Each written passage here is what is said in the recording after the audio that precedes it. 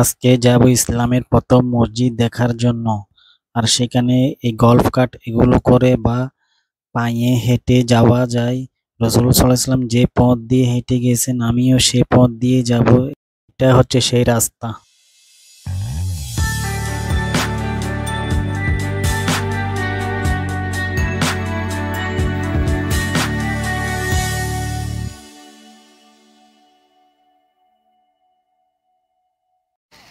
আসসালামু আলাইকুম, আমি আব্দুর রহমান। আজকে আমি যাচ্ছি ইসলামের প্রথম মসজিদ দেখার জন্য। আর এটা হচ্ছে সেই মসজিদ যাওয়ার ওয়ার্কওয়ে।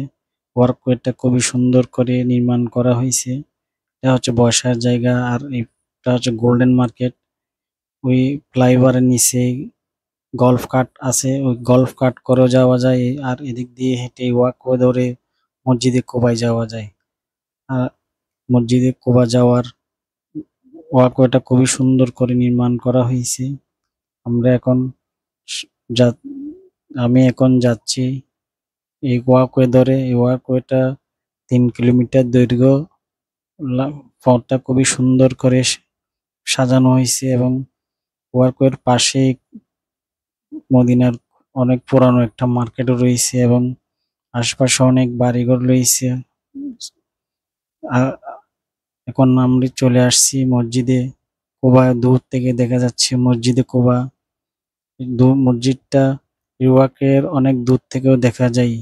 ইসলামের প্রথম মসজিদ, যে জোর মসজিদটা আমাদের প্রিয় নবী হযরত মুহাম্মদ সাল্লাল্লাহু আলাইহি ওয়াসাল্লাম তার সাহাবাগণকে নিয়ে নিজ হাতেই নির্মাণ করেছেন। তাই এই মসজিদটার গুরুত্ব ইসলামে খুবই খুবই গুরুত্ব। ইসলামের 3টি মসজিদের পরে এই মসজিদটার গুরুত্ব। মসজিদুল আল হারাম, মসজিদুল নববী এবং মসজিদ আল আকসার পরে এই মসজিদটার গুরুত্ব ইসলামে অনেক বেশি। এবং এই মসজিদটার কথা স্বয়ং আল্লাহ কোরআনও বর্ণনা করেছেন সূরা তাওবার 108 নম্বর আয়াতে। এবং আমাদের প্রিয় নবী হযরত মুহাম্মদ সাল্লাল্লাহু আলাইহি ওয়াসাল্লাম বলেছেন, এই মসজিদে যে 2 রাকাত নফল নামাজ পড়বে সেই এক উমরা হজের সওয়াব পাবে। এই মসজিদটার প্রাঙ্গণ খুবই বড়, বিশাল। এটা হচ্ছে মহিলাদের বসার জায়গা। এই পাশ দিয়ে মহিলারা বসে। আর এটা হচ্ছে মসজিদের সামনে রাস্তা। এখন আমি মসজিদের ভিতরে প্রবেশ করছি। মসজিদে ঢোকার পথেই এই বিশাল গ্রাউন্ডটা, যেটা খুবই সুন্দর এবং মসজিদের নববীর আদলে বানানো হয়েছে ছাতা গুলোকে দিয়ে। এটা হচ্ছে মসজিদে কুবা, যেটা 4টা মিনার বিশিষ্ট এবং 56টা গম্বুজ দিয়ে নির্মিত। এদিক দিয়ে মসজিদে কুবায় প্রবেশ করা হয়। আমি এখন মসজিদে কুবার ভিতরে প্রবেশ করছি। অসংখ্য হাজিরা প্রতিদিন এই মসজিদটা দেখার জন্য আসে। কারণ এই মসজিদটার গুরুত্ব ইসলামে খুবই খুবই। এই মসজিদে যে 2 রাকাত নফল নামাজ পড়বে সে এক উমরা হজের সওয়াব পাবে পাবে তাই হাজিরাই মসজিদে মদিনায় আসলে এই মসজিদে আসে এবং 2 রাকাত নফল নামাজ পড়ে, যাতে 2 রাকাত নফল নামাজ পড়ে এক উমরা হজের সওয়াব নিতে পারে। দেখতেছেন ভিউয়ার্স, মসজিদটা কত বড়, কত বিশাল। মসজিদটা ইসলাম অনেকবার সংস্কার করা হয় এবং সর্বশেষ উসমান রাদিয়াল্লাহু তাআলা আনহু এই মসজিদটাকে সংস্কার করে এবং বড় করে পুনর্নির্মাণ করে। মসজিদের বাইরের গ্রাউন্ডও অনেক বিশাল এবং বর্তমানে বাইরের গ্রাউন্ডের কাজ চলতেছে। আর খুবই সুন্দর করে এই মসজিদটার বাইরের গ্রাউন্ডকে এখন বানানো হচ্ছে।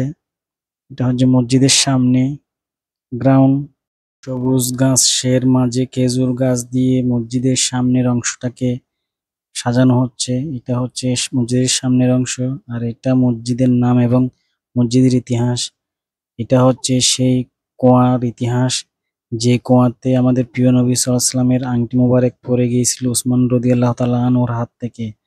উসমান রাদিয়াল্লাহু তাআলা আনহুকে আমাদের প্রিয় নবী একটা আংটি দিয়েছিল, যেটা এই কুয়ার মধ্যে উসমান রাদিয়াল্লাহু তাআলা আনহুর হাত থেকে পড়ে যায় এবং পরবর্তীতে উসমান রাদিয়াল্লাহু তাআলা আনহু সেই কুয়া থেকে সকল পানি তুলে অনেক চেষ্টা করেও সে আংটিটা খুঁজে পায়নি। দেখতেছেন ভিউয়ার্স, সেই মসজিদ প্রাঙ্গণটা বিশাল এবং কত সুন্দর করে সাজানো হয়েছে খেজুর গাছ এবং সবুজ ঘাস দিয়ে। এটা হচ্ছে লাল পাথর দিয়ে এই জায়গাটাকে বানানো হচ্ছে। অনেক দূর থেকে ওইটা মসজিদটা খুবই সুন্দর লাগে দেখতে। এটা হচ্ছে গাড়ি পার্কিং এরিয়া, বিশাল গাড়ি পার্কিং এরিয়াটা দেখতেছেন। এটা এখন কাজ চলতেছে। এটা মসজিদে কুবা যার ফজিলত ইসলামে অনেক বেশি। এখন আমি যাচ্ছি সেই জায়গায়, যে জায়গায় আমাদের প্রিয় নবী হযরত মুহাম্মদ সাল্লাল্লাহু আলাইহি ওয়াসাল্লাম সর্বপ্রথম মদিনায় আগমন করে পা রেখেছিল। এদিক দিয়ে আমাদের প্রিয় নবী হযরত মুহাম্মদ সাল্লাল্লাহু আলাইহি ওয়াসাল্লাম মদিনায় প্রবেশ করেছিল। আর এই জায়গায় সর্বপ্রথম মদিনাবাসী আমাদের প্রিয় নবী হযরত মুহাম্মদ সাল্লাল্লাহু আলাইহি ওয়াসাল্লামকে বরণ করে নিয়েছিল। আর সেই জায়গায় একটা মসজিদ নির্মাণ করা হয়। এটাই হচ্ছে সেই মসজিদ, মসজিদে বানি আনাফ। এখানে আমাদের প্রিয় নবী হযরত মুহাম্মদ সাল্লাল্লাহু আলাইহি ওয়াসাল্লামকে মদিনাবাসী বরণ করে নিয়েছিল। আর সেই জায়গাকে এই স্মৃতি হিসেবে একটি মসজিদ নির্মাণ করে করা হয়। এবং এখানে অনেক দর্শনার্থীরা হাজিরা এসে মসজিদে নামাজ আদায় করে, 2 রাকাত নফল নামাজ পড়ে এবং মসজিদটাকে দেখে আমার ইসলামের স্মৃতিগুলোকে স্মরণ করে। এখনো সেই পুরাতন পাথরগুলো দিয়ে এই মসজিদটা এখনো সে অবস্থাতেই আছে, যেভাবে তখন নির্মাণ করা হয়েছিল পাথর দিয়ে। দেখতেছেন খুবই সুন্দর করে সাজানো হয়েছে। আর এটা হচ্ছে সেই কোবা ফুল্লি মার্কেট, যেটা কোবা ভিলেজের মতো একটা গ্রামের মতো করে এই মার্কেটটা বানানো হয়েছে, যাতে এখানে আসলে দর্শনার্থীরা এই মার্কেটটা ঘুরে দেখতে পারে এবং তাদের চাহিদা মতো মার্কেট করতে পারে। মার্কেটটা খুবই সুন্দর করে বানানো হয়েছে, একটা গ্রামের মতো করে। দেখতেছেন চারিদিকে। আমি আসরের নামাজের পরে মসজিদে নববী থেকে পায়ে হেঁটে মসজিদে কুবায় আসি, কারণ মসজিদে কুবায় নাকি পায়ে হেঁটে আসার সুন্নত। আমাদের প্রিয় নবী হযরত মুহাম্মদ সাল্লাল্লাহু আলাইহি ওয়াসাল্লামও মসজিদে কুবায় পায়ে হেঁটে বা উটে করে আসতেন। তাই আমি প্রায় দীর্ঘ 3 কিলোমিটার রাস্তা পায়ে হেঁটেই কুবা মসজিদে আসি।